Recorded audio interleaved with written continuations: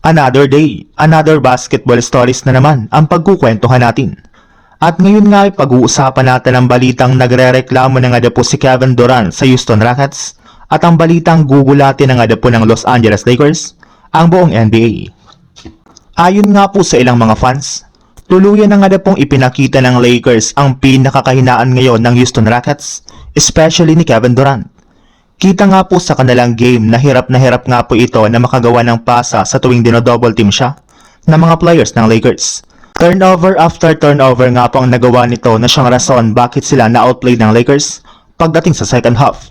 Maging si Durant nga po ay hindi na rin naman naiwasan na panghinaan ng loob matapos ang nangyari sa kanilang laro. Simula nga po nang i-double siya ng Lakers ay mas ginusto na lang naman nga po niya na mag-set ng screen para sa kanyang mga teammates. Ang problema lang kung hindi nga po magtatala si Durant ng puntos ay wala rin naman nga po silang ibang player ang gagawa dito. Nagre-reklamo na nga po ngayon si KD sa Rockets gayong wala nga po siyang nakukuhang tulong mula sa kanyang mga teammates lalo na pagdating sa opensa sa mga crucial minutes ng kanilang laban. Sa ibang balita naman, puro papuri na nga po ang natanggap ni Marcus Smart dahil simula nga po nang makuha siya ng Lakers ay mas lalo na nga pong lumakas ang kanilang depensa.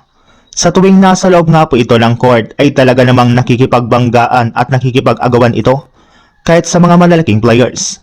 Natulungan na rin naman nga po nito na maging maayos ang pwestuhan ng kanilang mga players pagdating sa depensa, kaya may ilang mga analyst na nga po ang saludo sa pagkuha ng Lakers kay Smart dahil aminado nga po sila na ito ang nagbalik sa championship defense ng kanilang kupunan.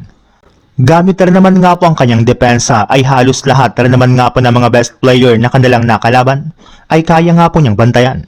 Maliban na rin nga po sa depensa ng Lakers, mismong si Coach JJ Redick na rin naman nga po ang nagsabi na isa nga po sa mga susi bakit nagsusunod-sunod ang kanilang panalo ay ang pagiging third best player at ang pagiging third option na nga po ngayon ng kanilang superstar na si LeBron. Gamit nga po ang bagong estratehiya ng Lakers at role ni LeBron ay sigurado nga po nagugulatin nila ang NBA bago magtapos ang regular season at sa pagpasok nila sa playoffs. At kung sakali man nga po na maging epektibo ng gusto ang role ni LeBron sa Lakers ay hindi malabo na pumirma pa nga po siya sa team ng bagong kontrata sa darating na offseason.